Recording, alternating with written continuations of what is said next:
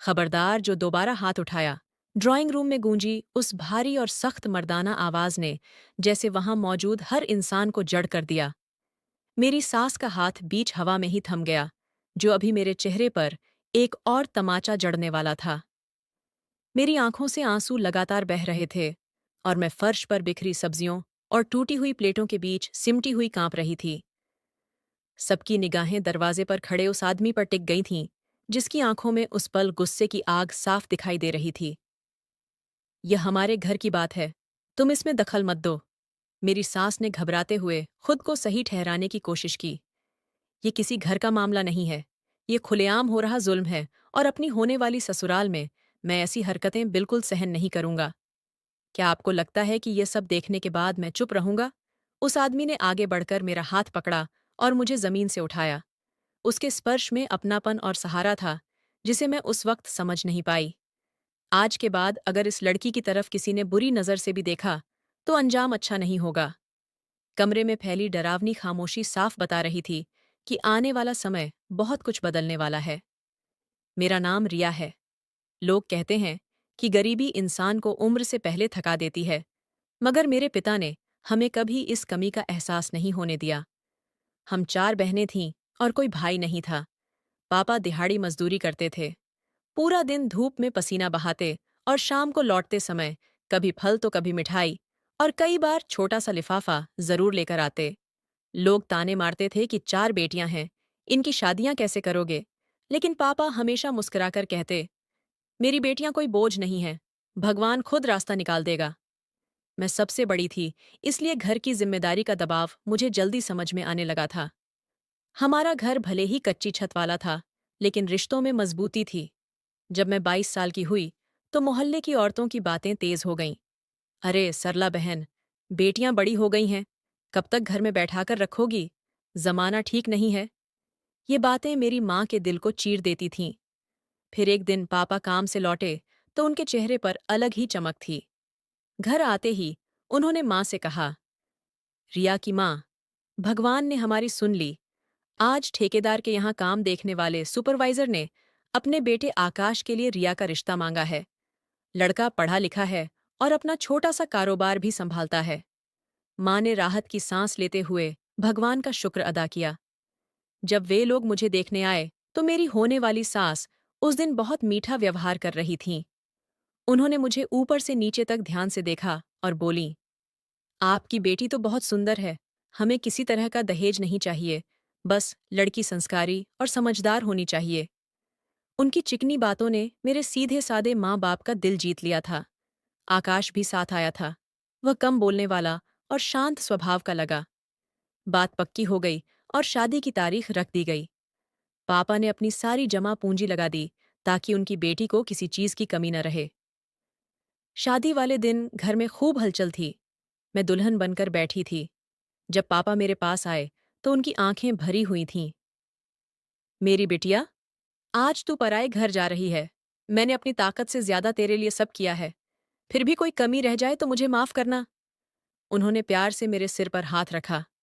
मैंने कहा, पापा, आपने मुझे हमेशा रानी की तरह रखा है। मैं उनसे लिपट कर रोने लगी। विदाई के वक्त पापा ने मुझसे धीरे से कहा, ससुराल में हमेशा बोल मीठा रखना और नजरें झुकी हुई। गरीब बेटी की असली पूंजी उसकी परवरिश होती है। बस मेरी इज्जत संभाल कर रखना। मुझे अंदाजा नहीं था कि यही सीख आगे चलकर मेरी सबसे बड़ी परीक्षा बनने वाली है। मेरी विदाई हुई और मैं अपने नए घर आ गई। ससुराल देखने में तो एक साधारण मध्यम वर्गीय घर था, लेकिन यहाँ का माहौल मेरे मायके से बिल्कुल अलग था। आकाश की माँ और उसकी बहन रेखा, जिसे मैं प्यार से दीदी कहती थी, और उसके चाचा शादी के अगले ही दिन से बदले हुए से लगने लगे। अगली सुबह जब मैं रसोई में नाश्ता बनाने पहुंची, तो सास पहले से वहां मौजूद थीं। उन्होंने कहा, बहू, हमारे यहाँ देर तक सोने की आदत नहीं है और आकाश को पराठे अच्छे से सेक कर पसंद हैं। ध्यान रखना, पहले ही दिन कोई चूक नहीं होनी चाहिए। उनके शब्दों में छिपी सख्ती कल की मिठास से बिल्कुल उलट थी। आकाश एक अच्छे पति थे और मेरा ध्यान रखते थे। जब उन्होंने मुझे मुंह दिखाई, मैं सोने की अंगूठी पहनाई, तो बोले, रिया, मुझे पता है ये घर तुम्हारे लिए नया है, मेरी माँ का स्वभाव थोड़ा कड़ा है, लेकिन तुम मन पर मत लेना, मैं हमेशा तुम्हारे साथ हूँ। उनके इस भरोसे ने मेरे सारे डर मिटा दिए थे।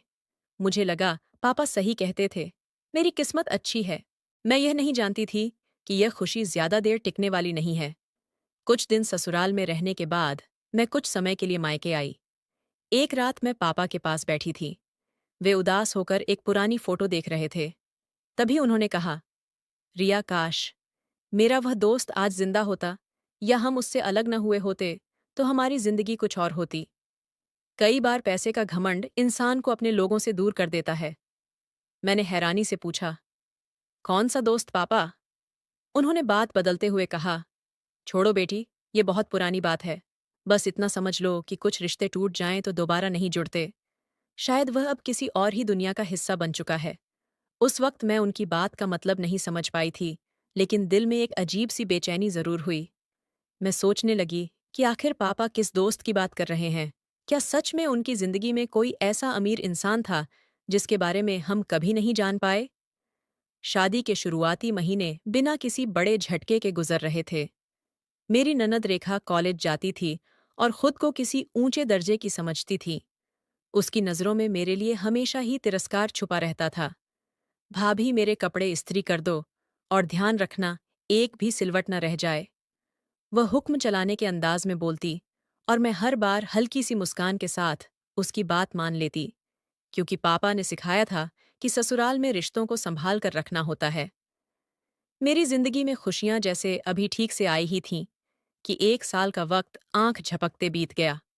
सब कुछ ऊपर से सामान्य लग रहा था, लेकिन किस्मत अंदर ही अंदर कोई और ही खेल रच रही थी।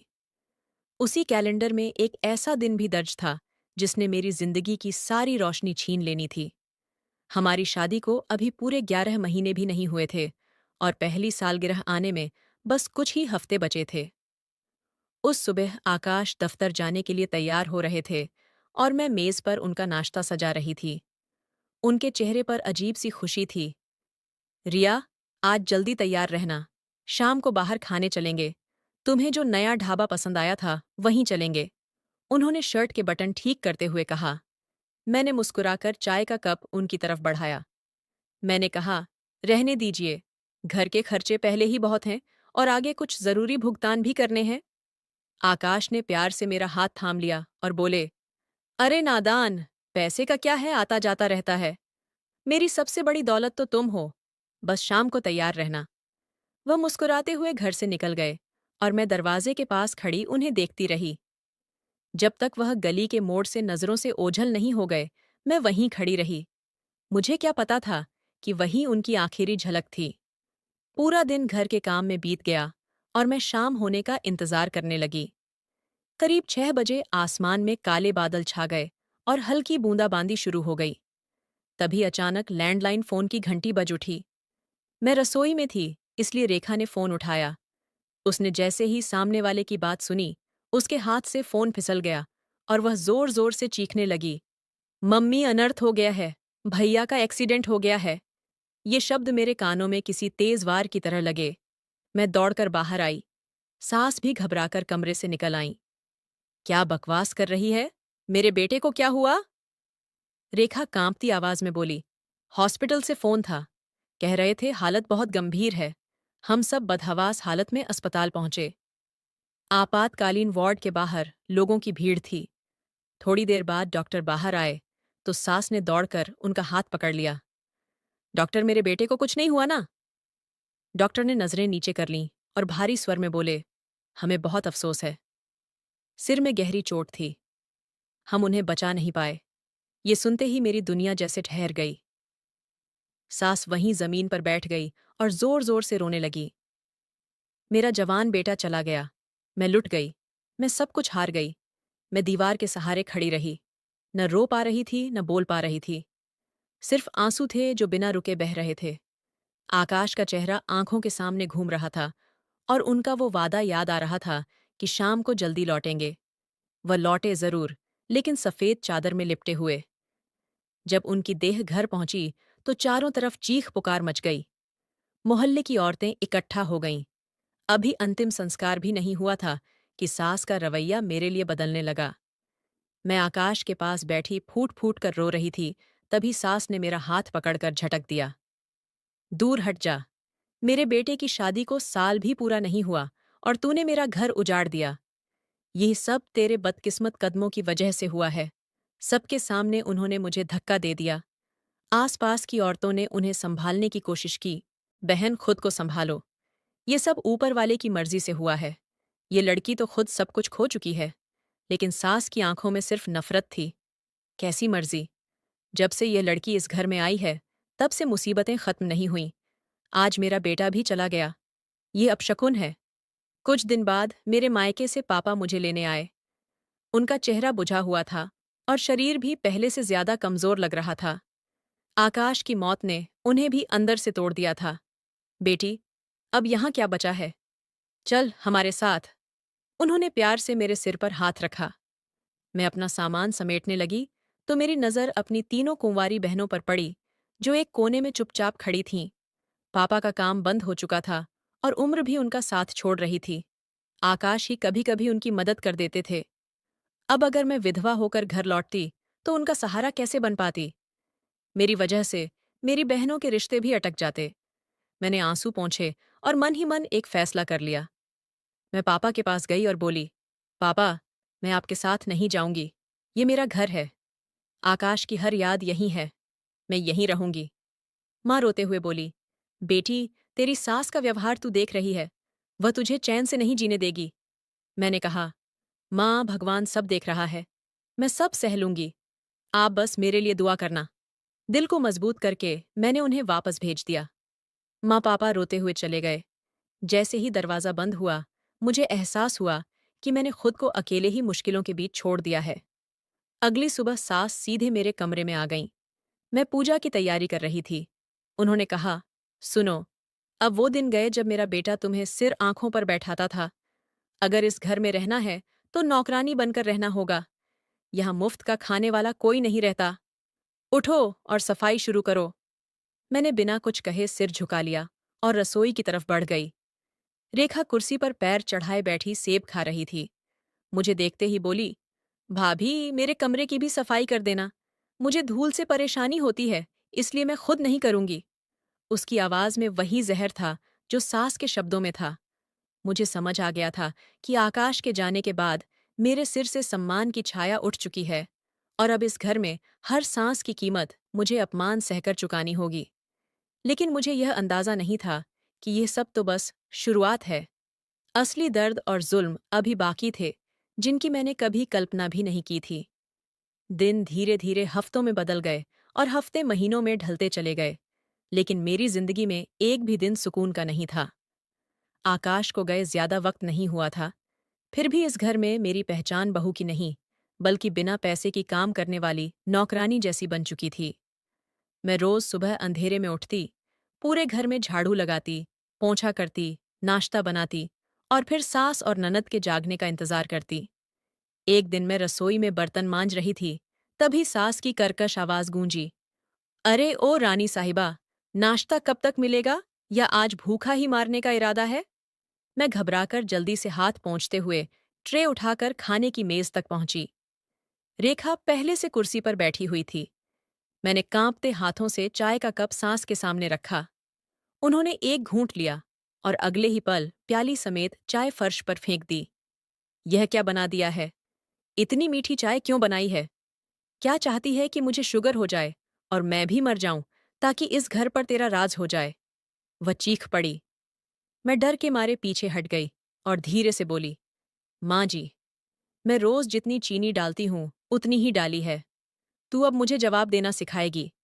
सास ने नफरत से मुझे देखा। बदकिस्मत कहीं की, जब से इस घर में कदम रखा है तब से सब कुछ उल्टा हो गया है। हंसता खेलता घर उजाड़ दिया। क्यों नहीं चली जाती यहाँ से? क्यों हमारे ऊपर बोझ बनकर बैठी है? मैं चुपचाप उनकी कड़वी बातें सुनती रही और झुककर टूटी हुई प्याली के टुकड़े उठाने लगी। मेरी आंखों से आंसू फर्श पर गिरते जा रहे थे। मेरे पास जाने के लिए कोई और जगह नहीं थी। अगर मायके जाती तो गरीब माँ बाप पर बोझ बनती और मेरी छोटी बहनों की जिंदगी भी मुश्किल में पड़ जाती। इसीलिए मैंने चुप रहना ही अपनी किस्मत मान लिया। अभी आकाश को गुजरे 6 महीने भी पूरे नहीं हुए थे कि इस घर में खुशी की एक नई खबर आ गई। एक दिन रेखा कॉलेज से लौटी तो उसका चेहरा खुशी से दमक रहा था। उसने आते ही कहा, मम्मी आपको पता है, मिस शीतल मेहरा ने मेरा रिश्ता मांगा है। यह सुनते ही सास खुशी से उछल पड़ी। अरे वाह, वह तो बहुत अच्छी फैमिली है। लड़का क्या करता है? रेखा ने गर्व से कहा, अमेरिका से पढ़कर आया है और बहुत अमीर है। उनका खुद का बड़ा बिजनेस है। सास का सीना गर्व से फूल गया। ये सब सुनकर मेरे दिल में एक अजीब सा दर्द उठा। मेरे पति को गए अभी ज्यादा दिन नहीं हुए थे। वह उनका इकलौता बेटा था और यहाँ शादी की खुशियों की तैयारी शुरू हो चुकी थी। फिर मैंने खुद को समझाया कि यही दुनिया का दस्तूर है। जिंदगी किसी के लिए रुकती नहीं और बेटी की खुशी माँ बाप के लिए सबसे ऊपर होती है। शाम को मेहमानों के आने की बात तय हुई।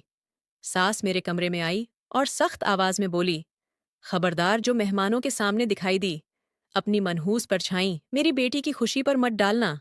तू किचन में ही रहेगी और वहीं से चाय पानी भेजेगी। समझी? मैंने सिर झुकाकर बस इतना कहा, जी। शाम को लड़के की माँ और बहन आई। उन्होंने रेखा को देखा और पसंद कर लिया। लड़का विदेश से पढ़ा हुआ था और काफी आधुनिक सोच का था, इसलिए उन्होंने जल्दी शादी की इच्छा जता दी। मेहमानों के जाने के बाद रेखा खुशी से फूली नहीं समा रही थी। वह रसोई में मेरे पास आई, जहां मैं रात का खाना बना रही थी। बोली, भाभी देखा आपने, मेरी किस्मत कितनी चमकदार है। अमेरिका पढ़ा लड़का मिला है। अब मैं इस घर की सारी परेशानियों से दूर एक नई जिंदगी जीऊंगी। मैंने धीमी आवाज में कहा, बधाई हो, भगवान तुम्हें खुश रखे। उसने नफरत भरी नजरों से मुझे देखा और बोली, वैसे भाभी, आपको जलन तो हो रही होगी। मैं कहाँ जा रही हूं और आप यहीं घुट रही हैं। मगर क्या करें, किस्मत सबकी एक जैसी नहीं होती। उसके शब्द मेरे दिल में चुभ गए।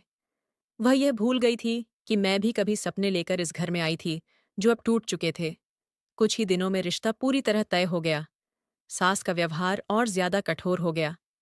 हर बात में वह मुझे यह एहसास कराती कि उनकी बेटी खास है और मैं किसी काम की नहीं हूं। एक दिन सास ने मुझे बुलाकर कहा, सुनो, लड़के वाले रस्म के लिए आने वाले हैं। पूरा घर चमकना चाहिए और खाना भी यहीं बनेगा। किसी तरह की कमी नहीं होनी चाहिए। अगर मेरी इज्जत पर आंच आई तो याद रखना, मैं तुम्हें नहीं छोड़ूंगी। मुझे साफ समझ आ गया कि आने वाले दिन मेरे लिए और ज्यादा कठिन होने वाले हैं। ननद की शादी तो तय हो गई थी, लेकिन उसी बहाने मुझ पर जो जुल्म टूटने वाले थे, उसका मुझे अंदाजा भी नहीं था। इस घर में मुझे इंसान नहीं, बल्कि एक मशीन की तरह देखा जा रहा था और मैं बेबस होकर भगवान से बस यही प्रार्थना कर रही थी कि कोई राह निकले। लेकिन मुझे यह नहीं पता था कि किसी भी चमत्कार से पहले मुझे अपमान और दर्द के और भी गहरे द्वार से गुजरना पड़ेगा। उसी दिन जब रेखा के रिश्ते की बात पक्की हुई, घर का माहौल पूरी तरह बदल गया। हम लोग अभी इसी खुशी की चर्चा कर रहे थे कि रेखा कॉलेज से दौड़ती हुई आई और चिल्लाने लगी, मम्मी आप कहाँ हैं? जल्दी बाहर आओ, बहुत बड़ी खुशखबरी है। सास घबराकर बाहर आईं। क्या हुआ बेटी? सब ठीक है ना? रेखा खुशी से चमक रही थी। उसने माँ को गले लगाकर कहा, मम्मी आपको यकीन नहीं होगा, कुणाल का फोन आया था। उनका प्रमोशन हो गया है। अब वह असिस्टेंट कमिश्नर नहीं रहे, उन्हें डिप्टी कमिश्नर बना दिया गया है और पूरे जिले की जिम्मेदारी मिल गई है। ये सुनते ही सास खुशी से पागल सी हो गईं। उन्होंने हाथ जोड़कर भगवान का धन्यवाद किया और बोलीं, मेरी बेटी अब बड़े अफसर की पत्नी बनेगी, अब तो राज करेगी। मैं एक कोने में खड़ी सब कुछ देख रही थी। रेखा ने मुझे तिरछी नजर से देखा और ताना मारते हुए बोली, मम्मी, अब तो आसपास के लोगों की औकात भी मेरे सामने कुछ नहीं रही। ऐसी किस्मत हर किसी को नहीं मिलती। मेरा पति पूरे शहर का अधिकारी होगा। सास ने बेटी का माथा चूमते हुए कहा, हाँ मेरी बच्ची, अब तो लोग हमारे बराबर भी नहीं हैं। तू देखना, तेरी शादी ऐसी करूंगी कि पूरा शहर देखता रह जाएगा। इस खबर के बाद रेखा के होने वाले ससुराल की तरफ से संदेश आया कि वे लोग पूरे परिवार के साथ घर पर खाना खाने आएंगे, ताकि रिश्ता पक्के तौर पर तय हो सके। सास की इच्छा थी कि दावत हमारे ही घर में हो, ताकि वे यह देख सकें कि हम कितने बड़े दिल वाले और मेहमान नवाज हैं। लड़के वाले वैसे भी बहुत पैसे वाले थे और सास किसी भी हाल में खुद को उनसे कम साबित नहीं होने देना चाहती थीं। उसी रात सास ने मुझे रसोई में बुलाया और सख्त लहजे में कहा, परसों कुणाल और उसके घर वाले आ रहे हैं। कम से कम 10 तरह के पकवान बनने चाहिए। कढ़ाई पनीर, छोले भटूरे, रुमाली रोटी पुलाव, सूखे मेवों वाली खीर और रसगुल्ले। हर चीज़ एकदम उम्दा होनी चाहिए। मुझे किसी तरह की कोई कमी मंजूर नहीं है। अगर खाने में ज़रा सा भी नमक मिर्च इधर उधर हुआ तो याद रखना, अंजाम बहुत बुरा होगा। मैंने हिम्मत करके धीरे से कहा, माँ जी, इतना सारा खाना मैं अकेली कैसे बनाऊंगी? क्या कोई मदद के लिए आएगा? सास ने गुस्से से आंखें तरेड़ दीं और बोली, क्या तेरे हाथ पैर टूटे हुए हैं? सारा दिन तो मुफ्त की रोटी खाती रहती है। एक दिन काम करने में जान निकल रही है। कोई मदद नहीं आएगी। सब कुछ तुझे अकेले ही करना है। मुझे बस वक्त पर सब चाहिए। मेरी बदकिस्मती देखिए कि जिस दिन दावत थी, उसी दिन मेरी तबीयत बहुत ज्यादा खराब हो गई। तेज सर्दी की वजह से मुझे जोर का बुखार चढ़ गया। बदन आग की तरह तप रहा था और सिर दर्द से फटा जा रहा था। सुबह मैं बिस्तर से उठने की कोशिश कर रही थी, लेकिन कमजोरी इतनी थी कि फिर से गिर पड़ी। मैं अभी लेटी ही थी कि सास गुस्से में कमरे में घुस आई।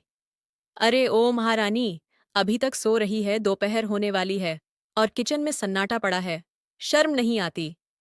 मैंने बहुत मुश्किल से कांपती आवाज में कहा। माँ जी, मुझे तेज बुखार है। शरीर में बिल्कुल ताकत नहीं है। आज मुझे आराम करने दीजिए। मैं कल सारा काम कर लूंगी।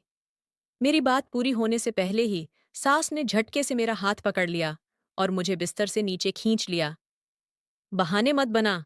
आज मेरी बेटी के ससुराल वाले आ रहे हैं और तू यहाँ बीमारी का नाटक कर रही है। मेरा बेटा खा गई और अब मेरी बेटी की खुशियों पर भी नजर डालना चाहती है। उठ और तुरंत काम पर लग जा, वरना ऐसा सबक सिखाऊंगी कि जिंदगी भर याद रखेगी। उनका यह व्यवहार इतना निर्दयी था कि मैं भीतर तक कांप गई। तेज बुखार में भी मेरे शरीर को घसीटते हुए वे मुझे रसोई तक ले गईं। उन्होंने चेतावनी दी, खबरदार, जो किचन से बाहर निकली, जब तक सारा खाना तैयार नहीं हो जाता, पानी पीने की भी इजाजत नहीं है।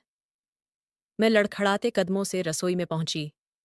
आंखों के सामने अंधेरा छा रहा था, फिर भी मैंने बर्तन धोना शुरू कर दिया। ठंडे पानी से मेरा बुखार और बढ़ गया। काम करते वक्त बार बार आकाश की याद आ रही थी। वे होते तो शायद मुझे एक गिलास पानी तक खुद उठाने नहीं देते। और आज मेरी हालत किसी जानवर से भी बदतर थी। मैं रोटियां बेल रही थी, मसाले भून रही थी, लेकिन मन कर रहा था सब छोड़कर भाग जाऊं, अपने माँ बाप के पास चली जाऊं। तभी मेरी छोटी बहनों के चेहरे आंखों के सामने आ गए और मैं रुक गई। अगर मैं वहां गई तो मेरे विधवा होने का बोझ उनकी जिंदगी पर भी आ जाएगा। धीरे धीरे शाम हो गई। मेहमानों के आने का वक्त नजदीक था। रसोई में खाने की खुशबू फैल चुकी थी, लेकिन मेरे लिए वही खुशबू सांस लेना भी मुश्किल कर रही थी। मैं दीवार का सहारा लेकर खुद को संभाल रही थी। तभी सास फिर से किचन में आई। उन्होंने एक एक करके बर्तनों के ढक्कन उठाए। ठीक है, खाना देखने में तो सही लग रहा है, लेकिन ध्यान रखना, मेहमानों के सामने अपनी यह मनहूस शक्ल मत दिखाना। बस खाना लगाकर गायब हो जाना। अगर किसी चीज में कमी निकली तो आज पूरी रात ठंडे आंगन में फर्श पर ही पड़े रहना। कमरे में घुसने नहीं दूंगी। डर के मारे मैंने तुरंत सिर हिला दिया और कहा, जी माँ जी, कोई कमी नहीं होगी। बाहर गाड़ियों के रुकने की आवाज आई। मेहमान आ चुके थे। मेरे दिल की धड़कन तेज हो गई, क्योंकि अब मुझे एक एक करके सारी डिशेस मेज तक पहुंचानी थीं। बुखार से मेरा शरीर टूट रहा था, लेकिन मैंने खुद को संभाला और पहली डिश उठाई। मुझे अंदाजा नहीं था कि आने वाला 1 घंटा मेरी जिंदगी को किस मोड़ पर ले जाने वाला है। मैंने एक बार फिर मेज की तरफ नजर दौड़ाई कि कहीं कुछ छूट तो नहीं गया। मेरे पैर कांप रहे थे, लेकिन कानों में सांस की धमकी गूंज रही थी कि गलती हुई तो पूरी रात ठंडे आंगन में कटेगी। ड्राइंग रूम से हंसी मजाक की आवाजें आ रही थीं। सास और रेखा की हंसी सबसे तेज थी, जो अपनी किस्मत और रुतबे की बातें कर रही थीं। मैंने हिम्मत जुटाई और खाने के बर्तन उठाकर डाइनिंग रूम की तरफ बढ़ गई। वहां रेखा के होने वाले ससुराल वाले, उनकी बेटी और कुणाल मौजूद थे, जो अब डिप्टी कमिश्नर बन चुका था। सब लोग कुर्सियों पर बैठे थे। मुझे देखते ही एक पल के लिए कमरे में सन्नाटा छा गया। मैं नजरें झुकाए कांपते हाथों से पुलाव की डिश मेज पर रख रही थी। तभी कुणाल की माँ ने मुझे ध्यान से देखा और सास से पूछा, बहन जी, ये लड़की कौन है? पहले तो इसे कभी नहीं देखा। क्या आपने कोई नई नौकरानी रखी है? ये सुनते ही ऐसा लगा जैसे किसी ने मेरे दिल में चाकू घोंप दिया हो। मैं इस घर की बहू थी, इसी परिवार की इज्जत थी, लेकिन आज मेरी पहचान मिटाई जा रही थी। सास ने बिना झिझक कहा, अरे नहीं बहन जी, यह हमारी दूर की गरीब रिश्तेदार है। इसका पति मर गया था और इसका कोई सहारा नहीं था, तो हमने दया करके इसे यहाँ रख लिया है। घर के छोटे मोटे काम कर लेती है और खाने को मिल जाता है। हम तो भलाई के नाते इसे पनाह दिए हुए हैं। मैं सन्न रह गई कि वह कितनी आसानी से झूठ बोल गई और मुझे इस घर की नौकरानी साबित कर दिया। मैंने अंदर ही अंदर अपमान का घूंट पी लिया और बिना कुछ कहे वापस रसोई की ओर मुड़ गई ताकि बाकी सब्जी भी उठा लाऊं। आंखों में आंसू भरे थे, लेकिन मैं उन्हें गिरने नहीं देना चाहती थी। रसोई से मैंने पनीर की भारी कड़ाही उठाई और धीरे धीरे वापस आने लगी। तेज बुखार अब मेरे सिर पर हावी हो चुका था। जैसे ही मैं मेज के पास पहुंची, मेरी आंखों के सामने अचानक अंधेरा छा गया। चक्कर इतना तेज था कि मेरे कदम लड़खड़ा गए और हाथों की पकड़ छूट गई। एक तेज आवाज के साथ गर्म पनीर की कड़ाही मेरे हाथ से फिसलकर सीधे कालीन पर गिर गई। गरम सब्जी चारों ओर फैल गई और कांच के टुकड़े इधर उधर बिखर गए। मेहमान घबराकर अपनी कुर्सियों से खड़े हो गए। ये दृश्य देखते ही सास का चेहरा गुस्से से तमतमा उठा। वह तेजी से उठी और पल भर में मेरे पास आ पहुंची।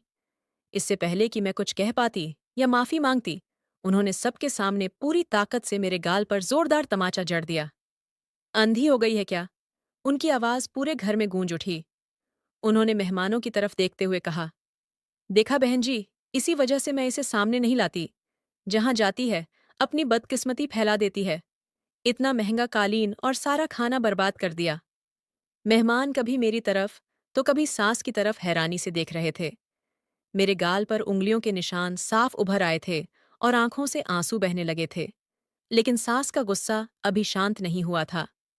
उन्होंने मेरा हाथ पकड़कर जोर से झकझोरा और चिल्लाई, पहले मेरे जवान बेटे को खा गई और अब मेरी बेटी की खुशियों को भी आग लगाने चली है। तुझे इस घर में रखना मेरी सबसे बड़ी भूल थी। मैंने पहले ही कहा था कि आज कोई गलती नहीं होनी चाहिए, लेकिन तू सुधरी नहीं। कुणाल चुपचाप यह सब देख रहा था। उसके चेहरे के भाव बदल चुके थे, लेकिन सास रुकने का नाम नहीं ले रही थी। निकल जा मेरी आंखों के सामने से, और याद रखना, आज रात तुझे घर के अंदर जगह नहीं मिलेगी। दफा हो जा यहां से। मैं रोते हुए वहीं फर्श पर बैठ गई और कांच के टुकड़े उठाने लगी। हथेलियों में कांच चुभ रहा था, लेकिन दिल का दर्द उससे कहीं ज्यादा गहरा था। सारे मेहमान मुझे नीची नजरों से देख रहे थे, सिवाय एक इंसान के जिसकी आंखों में उस वक्त उलझन और बेचैनी थी। मुझे तब नहीं पता था कि मेरे गिरे हुए आंसू और फर्श पर फैली सब्जी मेरी किस्मत की दिशा बदलने वाले हैं। सास अभी और कुछ कहने के लिए हाथ उठाने ही वाली थीं कि अचानक एक ऐसी आवाज गूंजी जिसने सबको जड़ कर दिया। सास का हाथ हवा में ही थम गया। डर के मारे मैंने आंखें बंद कर ली थीं। मैं अगले थप्पड़ के लिए खुद को तैयार कर चुकी थी, जो मेरी आत्मा को और तोड़ देता। लेकिन वह थप्पड़ नहीं पड़ा। हॉल में एक भारी और सख्त आवाज गूंजी, बस अब बहुत हो गया। यह आवाज किसी और की नहीं, बल्कि डिप्टी कमिश्नर कुणाल की थी।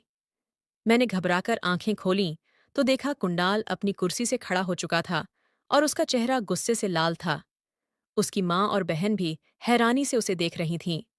सास का उठा हुआ हाथ वहीं रुक गया और वह घबराकर कुणाल की ओर देखने लगी। उसके चेहरे पर डर साफ झलक रहा था। बेटा, तुम क्यों परेशान हो रहे हो? ये तो घर की छोटी मोटी बातें हैं। नौकरों को सीधा करने के लिए कभी कभी सख्ती करनी पड़ती है। तुम बैठो, खाना ठंडा हो रहा है। सास ने बनावटी मुस्कान के साथ कहा। कुंडाल ने सवाल भरी नजरों से सास को देखा और फिर मेरे पास आ गया। मैं जमीन पर बैठी कांप रही थी और कांच के टुकड़े मेरी मुट्ठी में दबे हुए थे। कुंडाल ने सास की आंखों में आंखें डालकर कहा, थोड़ी देर पहले आपने कहा था कि यह आपकी दूर की रिश्तेदार है। क्या आप अपने रिश्तेदारों के साथ ऐसा सलूक करती हैं? और अगर यह नौकरानी भी है, तो क्या नौकर इंसान नहीं होते? तभी रेखा तुरंत बीच में बोल पड़ी। कुंडाल, आप इस बेकार औरत की वजह से हमसे नाराज हो रहे हैं। आपको नहीं पता ये कितनी बदतमीज है। इसने जानबूझकर सब्जी गिराई ताकि हमारा दिन खराब हो जाए। कुणाल ने तेज नजरों से रेखा को देखा और कहा, जानबूझकर क्या तुम्हें दिखाई नहीं देता? पिछले आधे घंटे से मैं देख रहा हूं। ये लड़की तेज बुखार में है। इसके हाथ कांप रहे हैं, इसका चेहरा पीला पड़ चुका है। इसे आराम चाहिए और तुम लोगों ने इसे कैदी बनाकर काम में झोंक रखा है। कुणाल की बात सुनते ही सास के पैरों तले जमीन खिसक गई। वह घबराकर सफाई देने लगी। नहीं बेटा, तुम गलत समझ रहे हो। हम इसे बहुत प्यार से रखते हैं। आज बस काम ज्यादा था। प्यार से रखते हो? कुणाल ने बीच में ही बात काट दी। सबके सामने थप्पड़ मारना, बेइज्जत करना, इसे मनहूस कहना, यही तुम्हारा प्यार है। मैं यहाँ रिश्ता जोड़ने आया था, लेकिन मुझे नहीं पता था कि मैं इतने निर्दयी लोगों के घर आ रहा हूँ। ये सुनते ही रेखा के हाथ से प्लेट छूटकर नीचे गिर गई। कुणाल जी, आप ये क्या कह रहे हैं? कुणाल ने सख्त आवाज में कहा। मैं वही कह रहा हूं जो सच है। जो लोग अपने घर की औरत की इज्जत नहीं कर सकते और कमजोर इंसान पर जुल्म करते हैं, वह किसी और को क्या सम्मान देंगे? मुझे दुख है, लेकिन मैं ऐसे घर में रिश्ता नहीं कर सकता। सास रोते हुए कुणाल के सामने हाथ जोड़ने लगी। बेटा, ऐसा मत करो। हमारी इज्जत मिट्टी में मत मिलाओ। लोग क्या कहेंगे कि रिश्ता तय होने से पहले ही टूट गया। मेरी बेटी की जिंदगी खराब हो जाएगी। जिंदगी तो आप इस लड़की की खराब कर रही हैं। कुणाल ने मेरी तरफ इशारा करते हुए कहा। वैसे एक बात और बताइए, क्या ये सच में आपकी रिश्तेदार है या फिर कुछ और बात है? क्योंकि जिस नफरत से आपने इसके बारे में बात की है, उससे तो लगता है कि इसका इस घर से कोई बहुत गहरा रिश्ता है। ये कहते ही कमरे में सन्नाटा छा गया। सास की जुबान जैसे बंद हो गई। वह सच बताने से डर रही थी, लेकिन कुणाल के रौब के आगे अब वह झूठ बोलने की हिम्मत भी नहीं जुटा पा रही थी। तभी मैंने खुद को संभालते हुए बहुत धीमी आवाज में कहा, मैं इस घर की बहू हूं। उनके बेटे आकाश की पत्नी थी। अब मैं उनकी विधवा हूं। मेरे मुंह से निकले इन शब्दों ने जैसे पूरे कमरे में विस्फोट कर दिया। कुणाल ने झटके से मेरी तरफ देखा। उसकी आंखों में हैरानी के साथ गहरा अफसोस उतर आया। विधवा? उसने बेहद धीमे स्वर में कहा। अब समझ आया? उसने एक लंबी सांस ली और अपनी मां की तरफ मुड़कर बोला, मम्मी चलिए यहां से। अब यहां एक पल भी रुकने का कोई मतलब नहीं है। रेखा और सास के रोने गिड़गिड़ाने के बावजूद कुणाल अपने परिवार को साथ लेकर बाहर निकल गया। उनके जाते ही घर में ऐसी खामोशी छा गई जैसे किसी ने सारी हवा खींच ली हो। मुझे जरा भी अंदाजा नहीं था कि कुणाल का यूं चले जाना मेरे लिए एक तरफ जहन्नुम बनने वाला है, तो दूसरी तरफ किस्मत ने मेरे लिए कुछ ऐसा लिख रखा है जिसकी कल्पना भी किसी ने नहीं की थी। गाड़ी की आवाज जैसे ही दूर हुई, मेरी सांस एक घायल जानवर की तरह मेरी तरफ झपटी। उसकी आंखों में नफरत और गुस्सा उबल रहा था। उसने मेरे बाल पकड़कर मुझे फर्श पर घसीटा और चीखते हुए बोली, अब खुश हो गई तू? मेरी बेटी का घर उजाड़कर चैन मिला।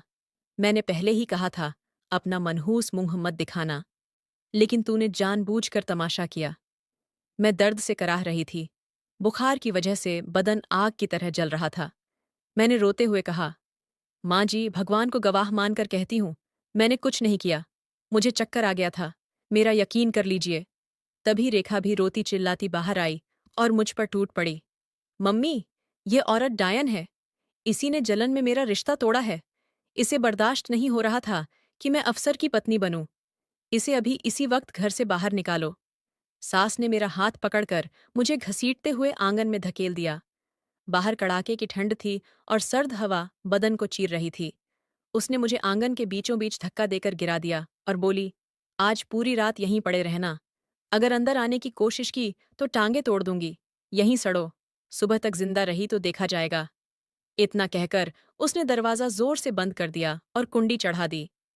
मैं बंद दरवाजे को देखती रह गई। आंखों से आंसू बहते रहे। मैंने खुद को घुटनों में समेट लिया। ठंड से शरीर अकड़ता जा रहा था। बुखार सिर चढ़कर बोल रहा था और दांत आपस में बज रहे थे। आकाश की याद दिल को तोड़ रही थी। वे होते तो कोई मुझे छूने की हिम्मत भी नहीं करता। पूरी रात जैसे तैसे गुजर गई।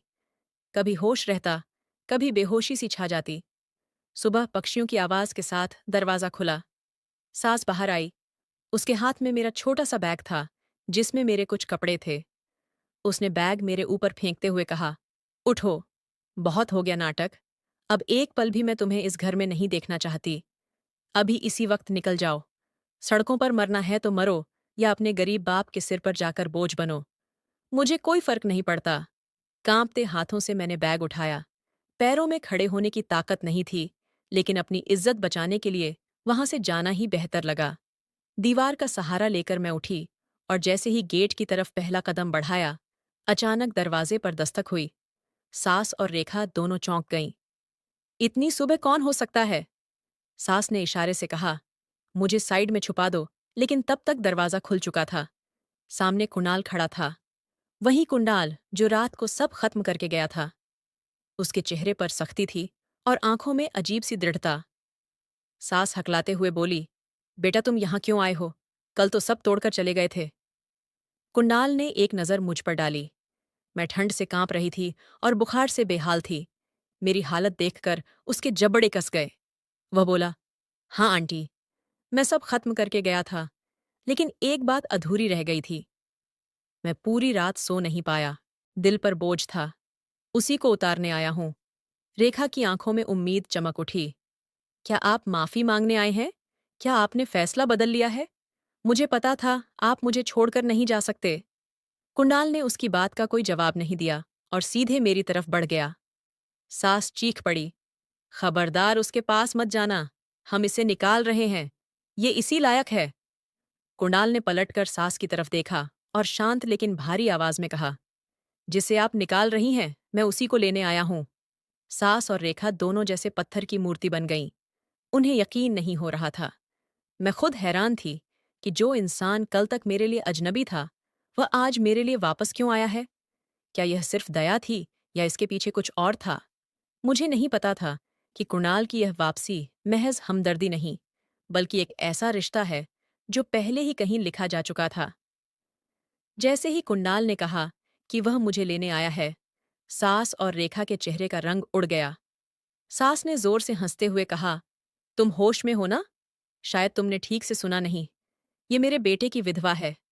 इसी ने मेरा हंसता खेलता घर उजाड़ा है। तुम इसे ले जाकर क्या करोगे?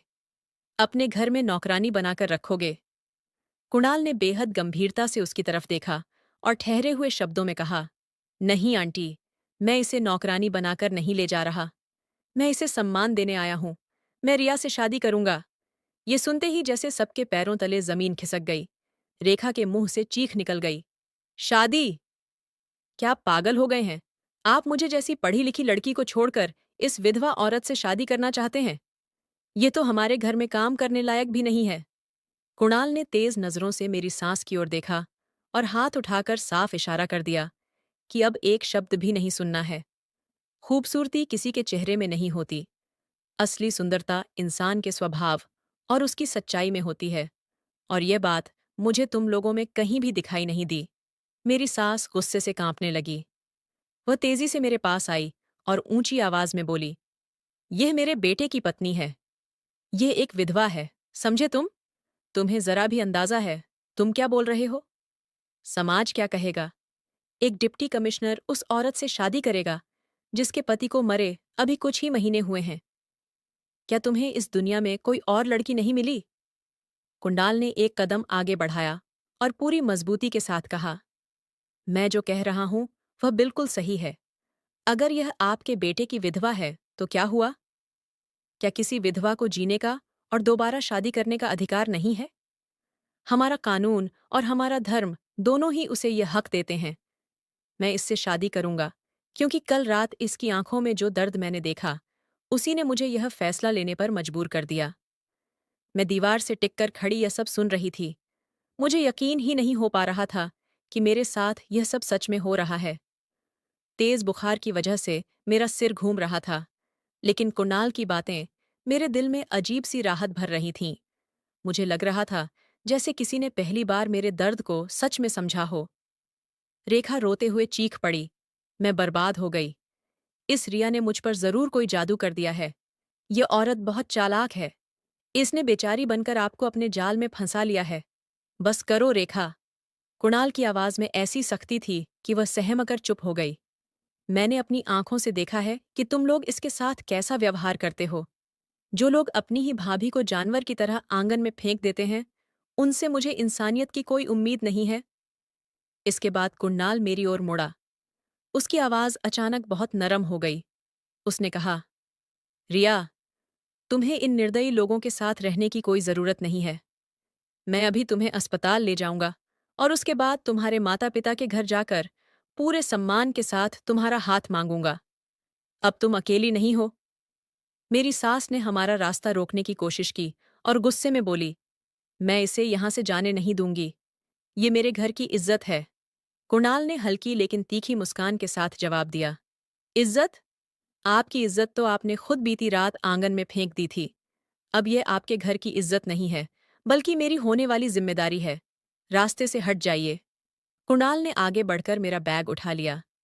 मैं लड़खड़ाते हुए चलने लगी तो अचानक मुझे चक्कर आ गया।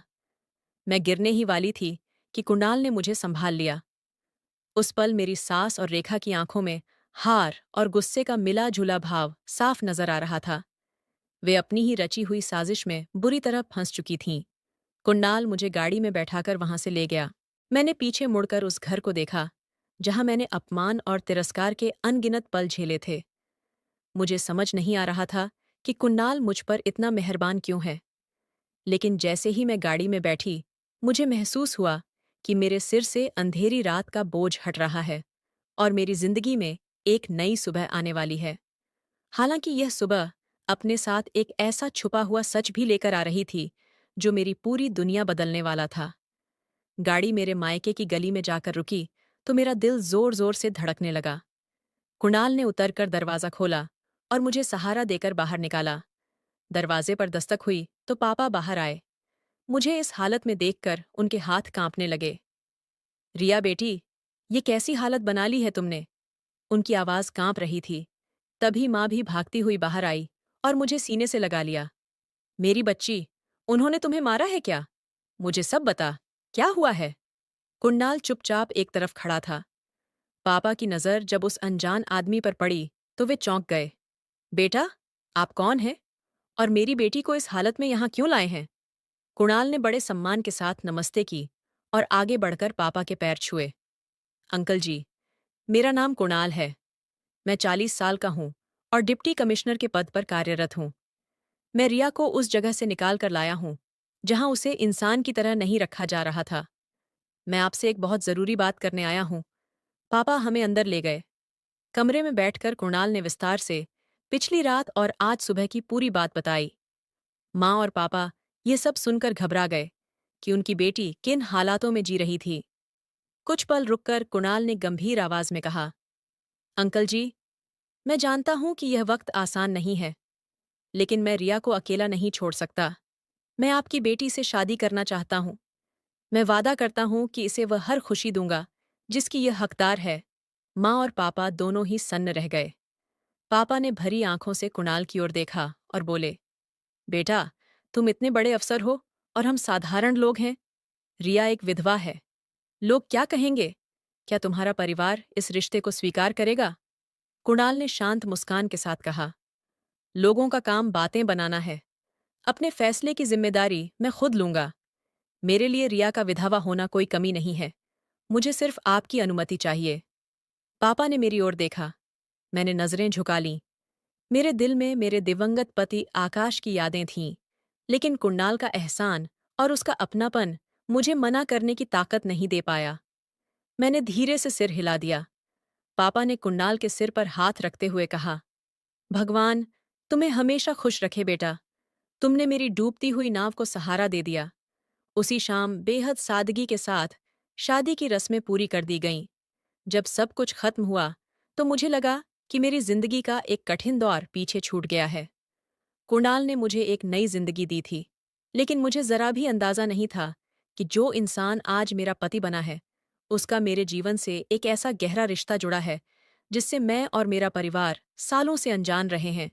शादी के बाद कुणाल मेरे पास आया और बोला, रिया, चलो अब अपने घर चलते हैं।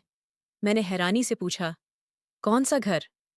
आपके घर वाले तो मुझे कभी नहीं अपनाएंगे। कुणाल ने हल्की मुस्कान के साथ कहा, उस घर में जहां तुम्हारा असली हक है। वह घर जो तुम्हारा इंतजार कर रहा है। रास्ते में मैं तुम्हें एक ऐसी सच्चाई बताऊंगा जिसे सुनकर तुम्हारे पैरों तले जमीन खिसक जाएगी। गाड़ी एक बड़े से गहरे रंग के आलीशान बंगले के सामने आकर रुकी। ये कुणाल का सरकारी आवास था। मैं अब भी गहरे सदमे में थी। यकीन करना मुश्किल हो रहा था कि कुछ ही घंटों के भीतर मेरी जिंदगी की दिशा पूरी तरह बदल चुकी है। कुणाल गाड़ी से उतरे, दरवाजा खोला और पूरे सम्मान के साथ मुझे अंदर लेकर गए। ड्राइंग रूम में बैठते ही मैंने अपने दिल में दबा वह सवाल पूछने की हिम्मत जुटाई जो लगातार मुझे परेशान कर रहा था। मैंने अपने हाथ जोड़ लिए और कांपती हुई आवाज में कहा, कुणाल, आपने मेरे लिए इतना बड़ा कदम उठाया, लेकिन मैं यह समझ नहीं पा रही हूं कि आपने ऐसा क्यों किया। मैं एक विधवा हूं, समाज की नज़र में ठुकराई हुई औरत हूं। आप मुझे ठीक से जानते तक नहीं थे। फिर आपने इतनी बड़ी जिम्मेदारी एक पल में कैसे ले ली? कुणाल की नज़र मेरे जुड़े हुए हाथों पर पड़ी। उन्होंने बड़े स्नेह से कहा, रिया, हाथ जोड़ने की जरूरत नहीं है। तुम मेरे सामने कोई दोषी नहीं हो। तुम मेरी जीवन संगिनी हो।